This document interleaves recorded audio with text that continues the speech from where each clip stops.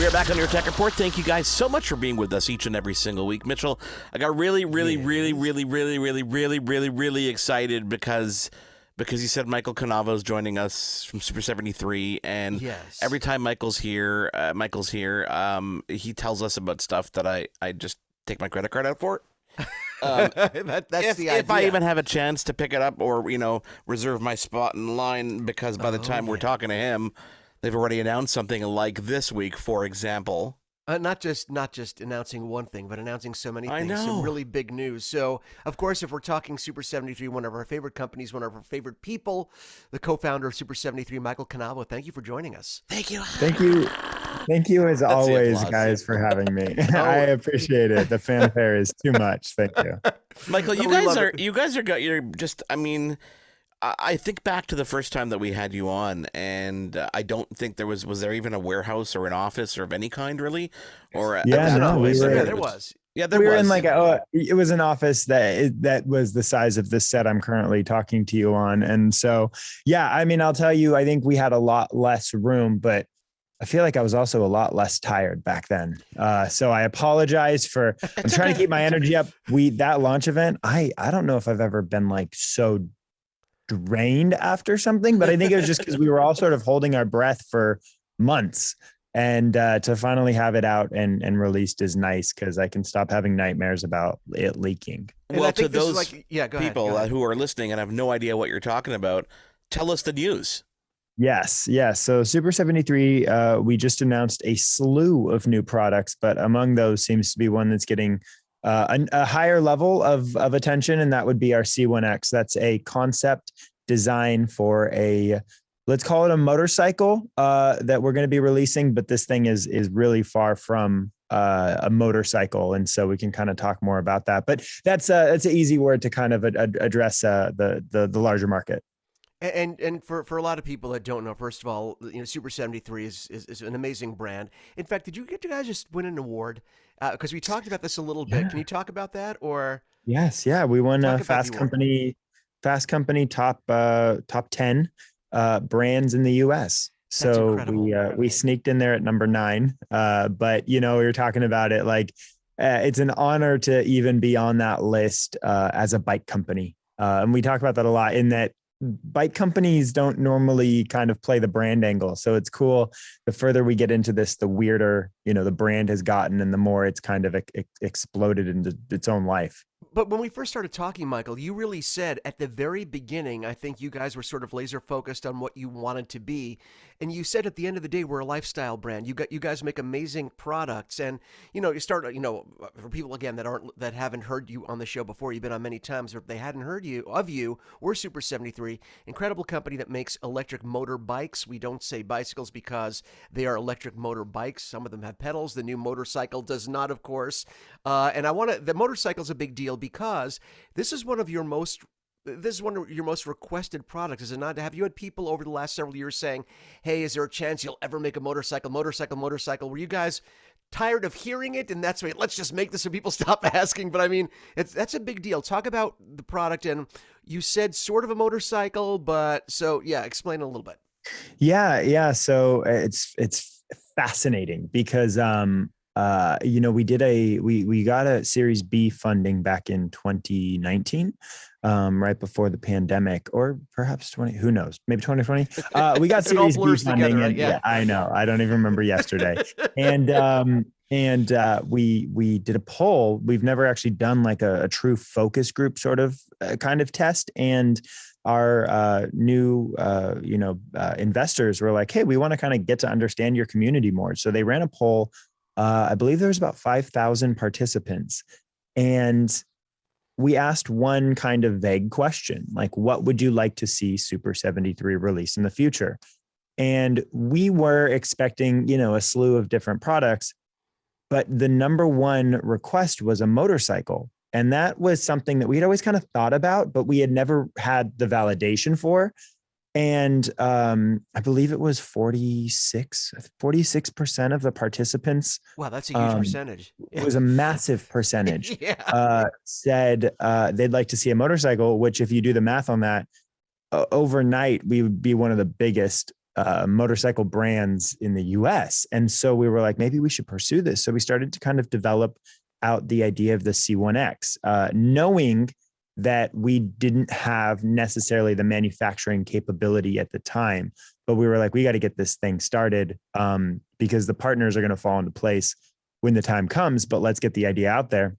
And so for the last, I'd say 2 years, but it's really been 6 because a lot of the things we started with are the things that kind of went into the C1X and it created sort of this new segment busting vehicle. We call it a jump bike. We call it, a lot of different things, but it is a lightweight urban 2-wheel electric vehicle. And the funniest comment we got was like, oh, what? So you expect me to register this? And it was like, yeah, that was what you asked for, was something that could be a larger vehicle. And I think the comments about like, well, we got to get pedals on it so that it's an e-bike. And we're like, this is something else. So it's, it's been amazingly received. We are floored by the excitement about it, but it is funny trying to now teach, I think, some of the older fans of the brand, like, hey, this one might not be for you if you're not looking for a motorcycle. But that didn't discourage anybody from ordering. The amount of orders we've received in the last 48 hours is, I don't think anybody was expecting that. Yeah. What excites me about an electric motorbike in general is that the learning curve of really driving a motorcycle, if you were to go out there and try to get your license, really is a lot slimmer because, there's no gears to change. There's none of that, all that complicated nonsense when it comes to. But I'm guessing we'll have to have a motorcycle license to drive this, right? Yes. So you will have to have your motorcycle license, but what you did mention about this that's so great is there's no clutch, there's no shifting, there's nothing except throttle and brake. So it's going to blow open the motorcycle segment. And we've already seen it kind of happening with other, electric motorcycle brand makers. There's quite a few out there. But nobody was really taking care of like the needs of an audience that doesn't want a 500, 600, 700 pound motorcycle. Yeah. This prototype we have, and we think we're going to be able to keep it in the same kind of weight. It's around 200, 250. So it is a much lighter electric vehicle. And of course, most of that weight is in the batteries. I think it's got something like 8 RX batteries currently. So all of these things are going to change a little bit as we go. Just according to, the feedback we get and the ideation that comes from there. But right now it's a really efficient little vehicle. Well, that leads me to, and again, we never want to ask, you're always like completely transparent about saying, oh, I can't talk about that yet. Can you talk about like currently estimates of like top speed and the range that you have on it? Or is that, okay, great, that'd be awesome. Yeah, definitely. Yeah. So, we're obviously 75 miles per hour plus. We know to a certain degree where we want it to land. I was trying to do 88 miles an hour for the meme of it. I'm still incessantly, I almost got that on the card. I was like, we were so close. I almost got it through. But they're like, let's just go 75 plus. I don't think, enough people are going to understand 88 plus, is the Back to the Future reference that it is. Of course. And also, we want to be sure that we know where our speeds are going to land. So conservative is better for the moment. Of course. And then as far as the range, we've been talking about anything between, 100 and 200 miles to the charge. Obviously, if you're gunning it, that's going to change drastically. So the closer we get to understanding kind of how we want the power to be pulled from the motor, the more we're going to understand the range. And that's just sort of just to kind of pull back the curtain. That just is, it's up to the manufacturer, really. The bike can go 300 miles an hour if we want it to, but you're going to get about 10 miles to the charge out of it. So it just matters of like, you got to find that sweet balance when you're dealing with electrics. And it really is a matter of, okay, how many cells can you pack into that body, which a lot of people were commenting on the interesting sort of center design that we have there, that big block.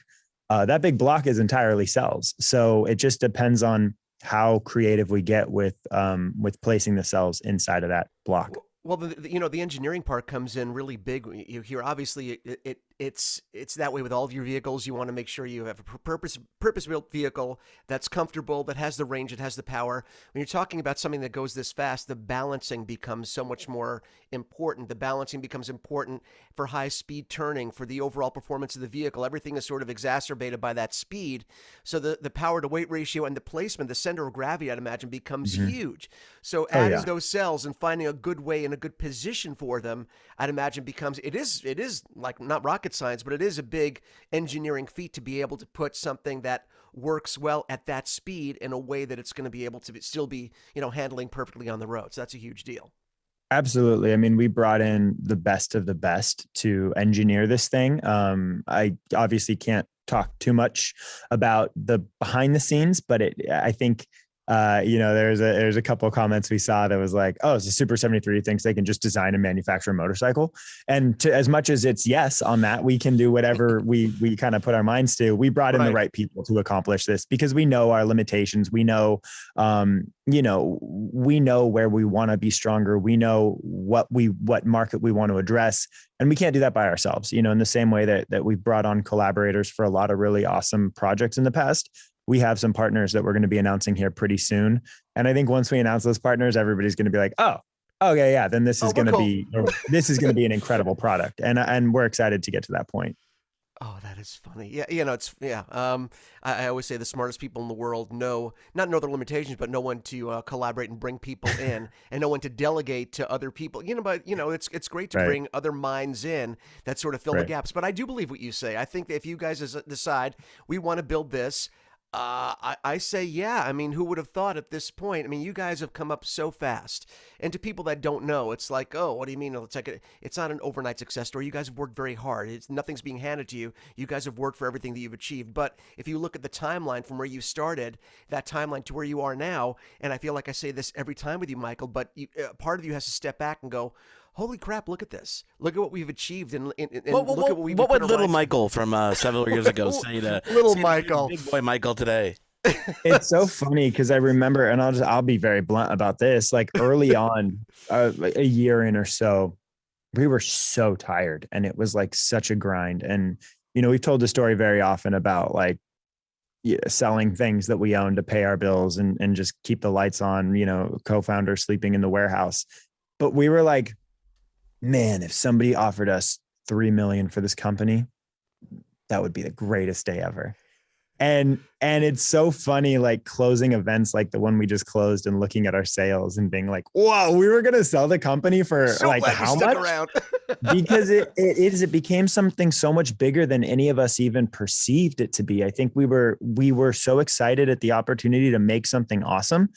And we kind of really stuck to our guns on so many decisions that weren't always, the most financially popular decisions. Sort of like, the way we chose to manufacture everything, ourselves, the way that we design the components from the ground up here in the US. It's not as easy as, you've got big companies like Rad Power that are just creating a massive, massive market, which is so important, I think, for the electric sort of revolution. But there's not the same sort of hand-built class that comes from those larger companies. And they're so phenomenal at getting people on bikes, getting families out and about. But there isn't that sort of like American heritage within that brand. And it's not what they're going for. So good on them for finding their lane and running in it. We're trying to build like an American legacy here. And so that's why I think sometimes the decisions we make aren't going to get us the most return day one, because it's about building a foundation that can be something that is that sort of, what that Harley Davidson, what that Indian motorcycles, was back in the day, even Ford, I think those are sorts of the ideas, and that's the road we want to go down. That's amazing. And by the way, if you happen to be by a mobile device in your pocket, in your area, on your computer, go to super73.com. Super73. I should enunciate when I'm saying the name. Go to super73.com and check out the new C1X, the first of its kind. I had to give you a creepy announcer voice just for that. Thank you. I appreciate it. But you know what? Your event, and this is why Michael, may sound a little tired too. He still has plenty of energy for us, but it wasn't just about the C1X, which you can also see, on the website. It's gorgeous. You guys had other announcements. I feel like it wasn't just for the new bike that it was a huge day, because there were multiple products that you guys announced, and really filling out your product line, which is going to lead me to another, my most daring question, my most prying question yet. I'll get to that in a minute. But do you want to talk a little bit about your other big announcements? Because there's some really cool stuff here that you guys came out with. Yeah. We announced new grips that we're going to be carrying in our store for your bikes. So, you can change the color of your grips now, which is pretty neat. I'm kidding. Exciting I know that's not exciting what stuff. about. The look on your coy little smile. I love it. Yeah, go ahead. I'm so tired. I didn't know if that joke was going to land or no, not. So it landed. Yeah, it worked for me. It worked for me too. Oh man. We have a kid's bike coming out. And we're calling it the Youth Series because we are in the final stages of getting name approval. Okay. And we think the name is really good. And we want to make sure that we can get, full worldwide rights over it. And I say we think the name is really good, in that I think the name is really good. And it was my contribution to the vehicle. And I'm excited for that to come out because it's absurd and very silly and very perfect for it, I think. But what's sort of cool about that kid's bike is we're building an entire universe around it for kids. It's not just about, in the same way our bikes just aren't about the bikes.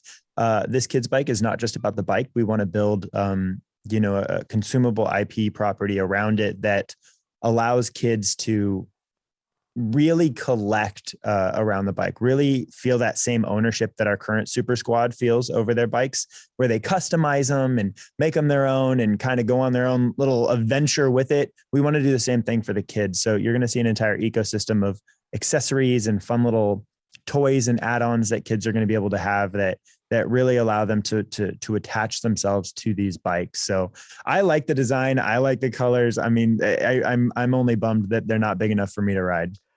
Now here's you say that, but be honest with me here. Yeah. You've tried riding it, haven't you? You've gotten on one of those things.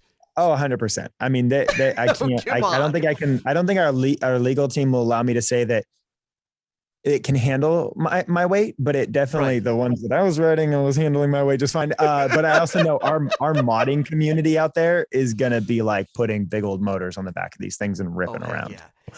I know our community well enough to know. And I think we even designed it with that intention of like, okay, well, yeah, this is going to be a really popular kids bike, but I think it's going to be a really cool little like pit bike for adults also. So we'll see what happens. Obviously, I let me just say, don't mod the bike. Don't do that. Avoids the warranty. But now that I said that, you can do whatever you want. Yeah, of course. It's not that different. It's not that different from what they used to do with the 50cc Hondas and Yamahas. Yeah. Or with, I don't want to say pocket bike because it's not the same as that, but it's more what they used to do with the 50cc Hondas, where you'd have adults riding those things and they rode perfectly well. They were made for younger people. Anyway, all right. So I won't even get into that because there's too much excitement. Can I just say something? The design of the kids bike, the Youth Series, it's so beautiful in its simplicity. It is. And I think it really kind of harkens to our original design. Just simple. Hey, let's just create a platform and then allow the community to turn it into what they want to turn it into. And I think with a lot of kids products, there's plastic molded parts, there's lights, there's sounds. And for us, it was like, no, like, let's just give kids what kids loved in the 80s, but with a modern twist. Yeah, no, it's absolutely beautiful. What's so someone reserves now, when are they getting their hands on this? Yeah, so we're currently, in production with it because of COVID and other COVID. World events. Well, I mean, the timelines have just dramatically shifted, and our website reflects the most current sort of timeline that we have. But what used to take 60 days can now take 9 months, and so we've been hard at work with these bikes. We were going to announce them back in January at CES, but we decided to pull out because of the COVID spike. But we are making really, really good progress. So that bike is, I didn't even want to put an exact day on it, but I know it's not too far off. Our website has the most recent dates, but I know it isn't too far off from being a reality. And we have introductory pricing because of inflation, because of supply lines. That pricing is probably going to go upstream a little bit after we release. So we have like a sort of, hey, back us early and you get a deal on this, just because we just don't know what the economy is going to do a year from now. No, I totally get it, and that makes sense. But you know, again, we're not even stopping there. So we have the C1X, we have the Youth Series. There is a new Z, which is interesting and kind of genius, and I'll tell you why I think that in a second. But it wasn't that long ago that the ZX came out, okay, which is the larger version of the Z with the more modern trimmings, more powerful motor. You know, the head unit, you know, was more modernized. Everything. Now we're getting a new Z, which I believe is called the Super73-Z Miami, which is basically the same size as the older Z, but with the new electronics and just everything. So talk a little bit about that, because I think that's a great idea, because some people are like, oh, I love the size of the old Z. The ZX is great, but it's bigger than the old one.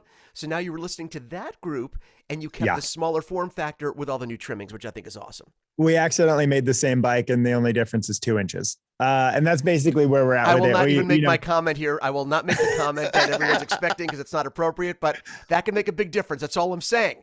Yeah, absolutely. I'll tell you, like, the Z is, it's crazy how it just crept up and became our most popular bike. You know, the S1 was sort of our legacy product. It was like that bulletproof, die hard, ride it anywhere sort of vehicle. But the Z has really kind of come from behind and taken a huge market share, especially with young kids. Man, it was so cool. I was listening to a podcast the other day, and it was a podcast I'm a fan of, and they just randomly started talking about Super 73. And I was like, this is the coolest thing in the world. Oh my gosh. So I was like hurrying to like screen record it. I was at the drive-through of Carl's Jr. and I was hurrying to record it. And I look up, and there's a pack of like 6 kids riding Zs right in front of me.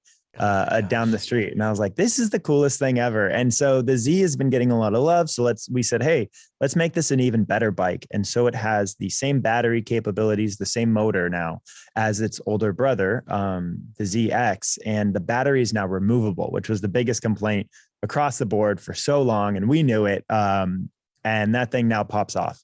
So you can charge it inside. You can take it with you. You can have multiple batteries. I think that new Z Miami is just going to be an absolute game changer. And I'm excited to see what it does. The colors are really cool too. Well, you know, it's funny because I don't know if you saw the last video I did, which is a ZX review. We did and go to youtube.com/YourTechReport if you want to check it out. We review all the Super 73 bikes, hint, hint. And so I said at that time, and I think, you know, I said this may be the best bike they've ever done in terms of when you put everything together. The look of it, I always loved. Just the pure simplicity of that bike. Yeah. The fact that it was super powerful, especially for the form factor. And the accessible price, I mean, that's a huge part of it. That's a huge part of it. And the fact that people could add on to it if they were not ready to commit, let's say, 26 or 2700 to an S2, or in the 3000 range for the RX versions, that's fine. You don't have to. You can sort of build it as you go. If you want to add the front fork later to add the front suspension, you can. It's pre-wired for that front headlight. You could add that later if you want. But at its very core, you kept the price down. The feature set was pretty robust, but people could make that bike whatever they want. And I think that's what appealed to people. The entry point was there, but they could grow up with that bike if they wanted to also. I think that's what I just basically am just telling the world. That's why I think it's the most popular Super. It is. And absolutely, you're 100% right. And I also think it just is so cool looking. It's so different from anything else that's out there. And I will say, you know, the old Z had a molded seat, which I think was our biggest learning opportunity in the new Z Miami. Okay. I say learning opportunity a lot because we use that phrase around here a lot. Yes.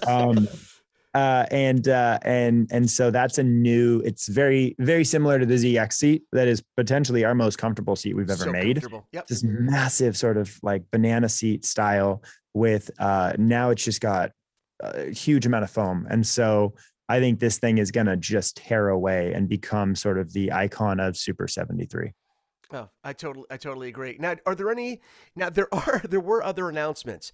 There were like tweaks and upgrades to other bikes in the lineup. Everything. Do you want to talk a little about that as well? Yeah. So, if you have the energy, because there's a lot of stuff. No, and I'm sorry if my energy's low. I just mean there's so much. Yeah. I walked into work yesterday and I was literally greeted, "Oh my gosh, you look so tired." And it's like, oh, yeah, of course. Why would you say that? You've seen it. You saw what happened. So yeah, I apologize again. Yesterday? But, no, it isn't you. It's just that I know there's so much. I meant that genuinely, not because you haven't been, you've been great today. Yeah. So talk a little bit about the other stuff. Everything. So the R is getting a really big shift. So the R is now being more focused towards the streets, urban areas, urban cities, because we looked at our feedback from our R series and we were like, oh, a lot of people are commuting like through, heavy in New York, heavy in LA. Yeah. So we decided to kind of pivot that R that used to only come in Army Green and offer the new R Brooklyn. So it's the same idea of the bike, but the new R Brooklyn comes with different handlebars, different seat. It now has lights, which is super efficient, if you're traveling through the city. And it has kind of a different look. It's less off-road. We've given it, different tires so that it's better on the streets. I believe they have the Lizard tires now. And then to kind of complement that, the RX is going even more off-road. So it gets the Grizzly tires. It's getting sort of that old, robust rear suspension with the piggyback reservoir. So everything is getting a little bit more upgraded. Even the S2s, everything's kind of being retouched and retooled to address some comments from previous models. So all the changes, all the upgrades are directly from user feedback, which is really cool. I love that. And it's yeah, I do too. And first of all, I was born in Brooklyn, so of course the naming I think goes very well with me. And it's really smart because, as you said, I was going to make a joke. We don't make mistakes; we make learning opportunity. But that's not the case. I mean, that really isn't it. I mean, as you go along, you can sort of fine tune based on feedback, based on also what you guys like, not just what other people love, but what you see. Hey, we did this. I really think we could apply this technology or this design to fill in the blank here. And if you realize that, like I said, that it's becoming a great commuting vehicle for people, let's go in that direction and give them something more geared toward that. And I think that's kind of genius. And it gives you you've always been about choices for your fans and for your consumers. Say, look, we want to make sure there's something at a price point, at a user, at a user level or a case use that is important to you. We are going to give you that bike. And you guys, to your credit, you've always continued to do that. And this is just, to me, is just an extension of what you've always done, which is if the people want it, if we build it, they will come. And you really have done that. And I think this is a great example of that. But is that there is more still, correct? I mean, everything has the whole thing. The S2. There's more. If you call, and I'm actually, it's funny as we're talking about these, I'm kind of pulling up, the most recent stats and models. But the S2 is getting new colors as well, and that is, the S2 is such a solid platform that's not changing. We're really happy with everything we have so far on the S2. So we just added some new colors, which that were the highest requested colors from people. Really, really getting more fun, more bright, and so that's been fun. And then, I mean, the S1 even is still selling unbelievably well. So that's, being treated with upgrades, little just component upgrades that need to be tweaked and adjusted. But I think as we get further down the line, we have some really fun ideas for our S1 platform because we really love that bike still.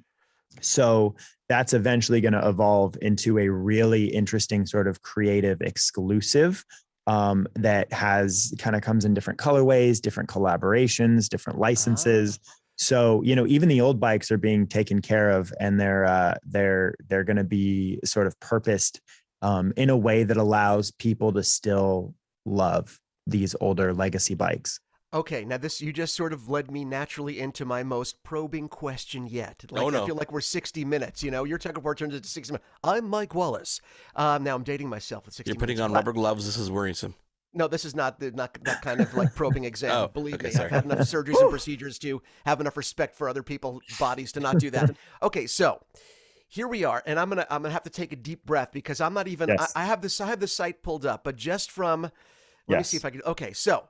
We currently have, you announced the C1X, okay? Yes. The concept motorcycle vehicle, the Youth Series, which is coming out, okay? In the Z, we have the original Z, which was the Z1, the new Z, which is going to be the Z Miami, and of course the not so old ZX. We have Yes. the S1, the S2, the new colors of the S1, some tweaks to the S2. We have the R, the RX. We have the R Brooklyn. We have the Z Miami, which is the newest Z, of course. Mm-hmm. And, we're talking about keeping a lot of the legacy bikes in the lineup, which is the original Z, which is the original S1. Mm-hmm. At some point, at what point do you see paring down the lineup, if at all? Because now we're talking about doing other things with the S1, which I think is awesome. Yeah. This gets me excited. Is there a point where you worry about, okay, there are so many bikes, I worry about people being confused. There are so many cool things to choose from that they're not going to know what to choose because there are so many cool things? Or does it not matter because whatever they buy, they're all based on similar platforms, so you have the ability to tweak and differentiate with small adjustments? Is it worth? I mean, at some point you say, okay, do we maybe take the S1 or the original Z away, or does it not really matter? Yeah. So what's interesting there is if it wasn't selling, we wouldn't sell it. And I think that's kind of like the ultimate. It's like if people were like, we're over this bike, we don't want it anymore. Fine, we'll pull it. Right. But those bikes are still selling so well that I think there would be like massive outrage online if we pulled them. But with that being said, it's a lot of products. It's a lot of products to offer. And at a certain point, we want our whole fleet to be smart connected. We want our whole fleet to be upgraded. Right. And so those older legacy bikes will at a certain point only be available through exclusives, which, I'm teasing a little bit of what we're doing here in the near future with an exclusive shop. But month to month, the products are going to change and they're going to be licensed. And we've been having a ton of meetings with some really cool properties lately that are like unbelievable.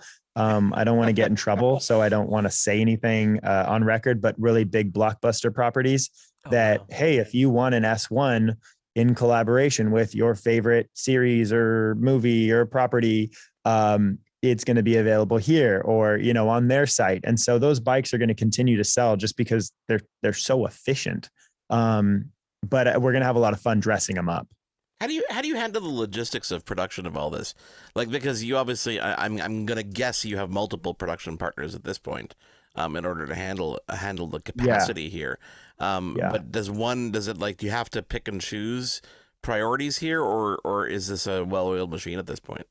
Smarter people than I. That's the short of it. But I'll also say, we've had to really, because of the pandemic, the oil crisis, the global crisis, I think, we've had to really get efficient with how we manufacture, with what we're manufacturing, with our timelines, with supplies, with changing parts. There's a tiny part of an LED screen that's becoming impossible to buy. So we're designing a new screen. Because we just can't find it. And then we're like, hey, well, what if we offer a cheaper version that just pairs with your phone and your phone is the display? So we're looking at like really creative ways to circumnavigate production issues, but it is a nonstop headache and it has required so much attention. I mean, that operations is the fastest growing department in our company, just because of what's been happening. And man, I mean, I am not envious of their job whatsoever. I mean, I just heard of some more issues at the port where, and I don't know if I don't know how public this is or will be, but I'll share it here. Like, we had bikes in a container just stolen. So there's so many different pieces of operations and production that is like nonstop, just damage control, just putting out fire after fire. And so we've brought on some incredible people that just kind of leave me in awe when they explain how they're going to circumnavigate the newest issues. So I feel really good about it. Follow through, right? So, oh my gosh. Yeah. I mean, bikes are still coming. Oh, they did that. Yeah. The fact that we are, we're currently not sold out. Like, that's a huge victory because we've always, people who have been longtime fans of the brand know how fast we sell out. And so the fact that they've been able to kind of mitigate that demand and supply for it is incredible. And I am, again, not envious of the work they have to do because they're on the phone, different countries. I mean, we're out in Taiwan. We're trying to diversify. We're really trying to come back to North America with a lot of it. And I think over the next couple of years, you'll see that a lot of North American manufacturing, which is exciting for us. But yeah, man, it is just a constant kind of whack-a-mole, You know what, though? It's important that, and we don't ask you these questions to say, like, let's see, we want to know about the seedy underbelly of the inner workings of Super 73. I'm just curious. No. Yeah. But Mark, I think it's important, not just from our curiosity standpoint and being interesting, but I think it's important that consumers know this stuff. And I think if there's one positive to come out of the pandemic and what everyone in the world, what everyone globally has been going through for the last 2 years, or nearly coming on 2 years now, is it's not just all about you.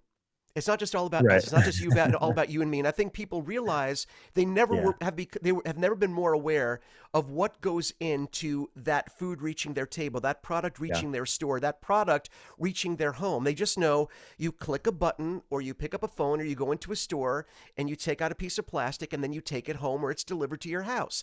That's what people understand. And I think to an extent, people can easily become very entitled or think, where's my widget number 37 that I made a click on the interwebs for? Why hasn't it been delivered within 3 days like they promised on the interwebs? And people get caught up in that. They don't realize, look, there's real life stuff that happens to get from point A, B, C, and D, and there's a line of production.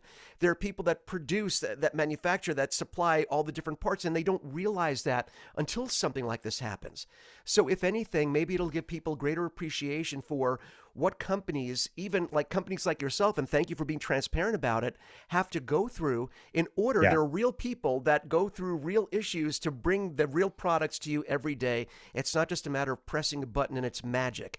It's work, and it has to be dealt with. So I appreciate the fact that you share this, because people don't know. And to an extent, people, and I'm guilty of it too, becoming entitled and saying, where's my thing? Where's my this? Why isn't it here right now? So thank you for sharing that. And people need to understand and have a greater appreciation when companies like Super 73 share their experience and, as you say, learn from it and get better because of it. I think it's important.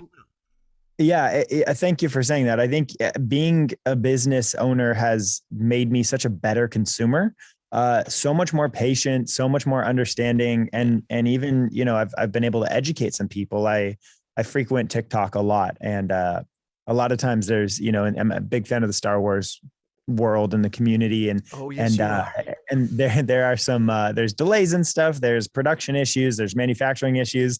And it's so funny how I'm not one to defend big corporations. I don't like, massive corporations at all, but it is fun to be like, no guys, well, here's what's actually happening, because I have a message from the factory overseas. And so I can kind of tell you, I know these parts are similar and this is going to be an issue. So this is why this isn't available right now. And it's been What's the interesting. Response to that? Yeah. And normally, it's so funny. Normally people are like, oh, wow, thanks a ton. But then sometimes you get the, like, stop defending big corporations. And it's like, no, I hate big corporations as much as the next. And a lot of it is greed. And a lot of it, this inflation is pure greed.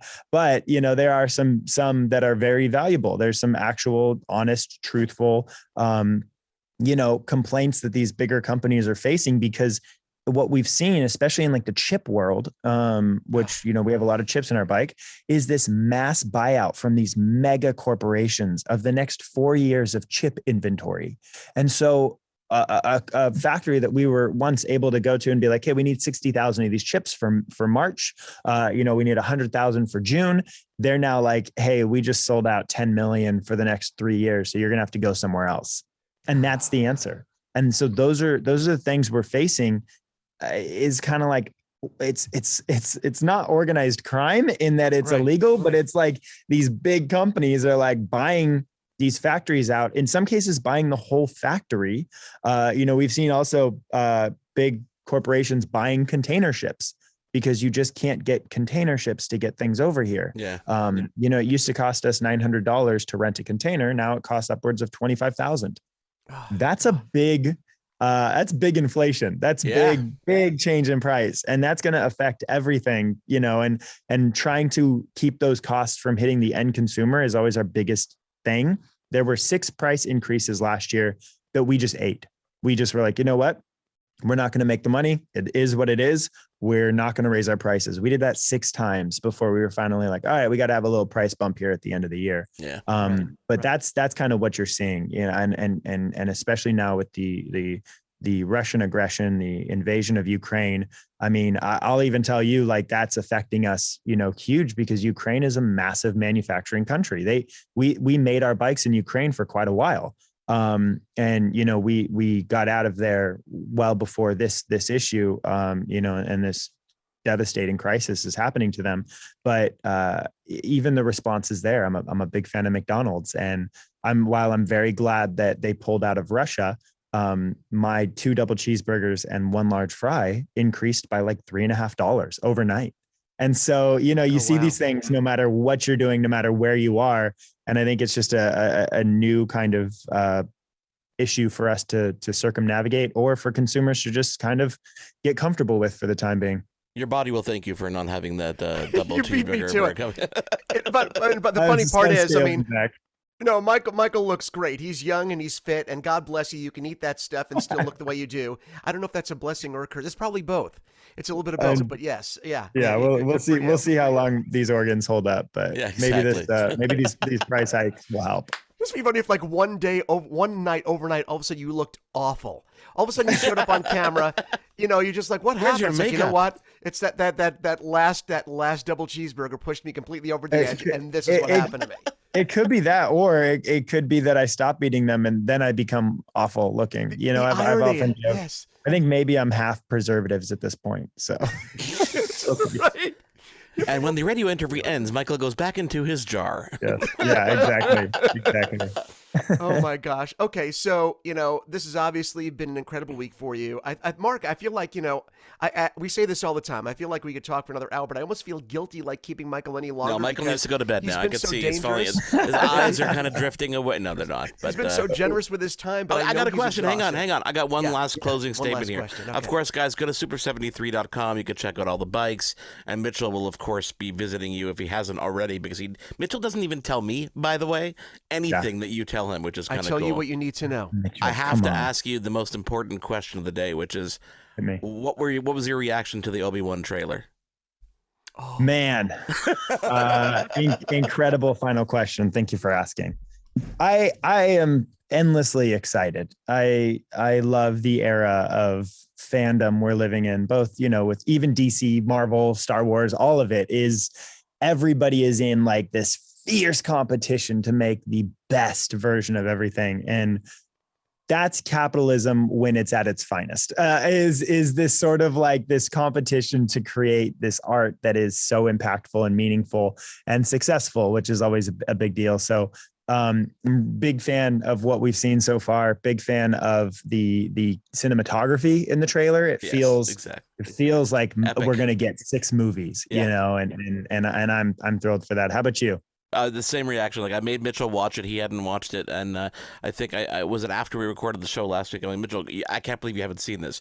You need to watch this while I'm on the phone, because it was just so epic. And the same feeling here. Like, I feel like this is a movie. This is not a TV show.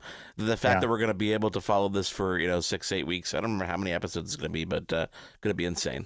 And I still say to myself, how do they do this? How do they get the movie stars to do the TV shows? We watch it so they can keep doing it. Yeah. Yeah, it's incredible, and it does feel like a massive production. And the footage we saw, I've been told it's only coming from the first episode, maybe a couple scenes from the second.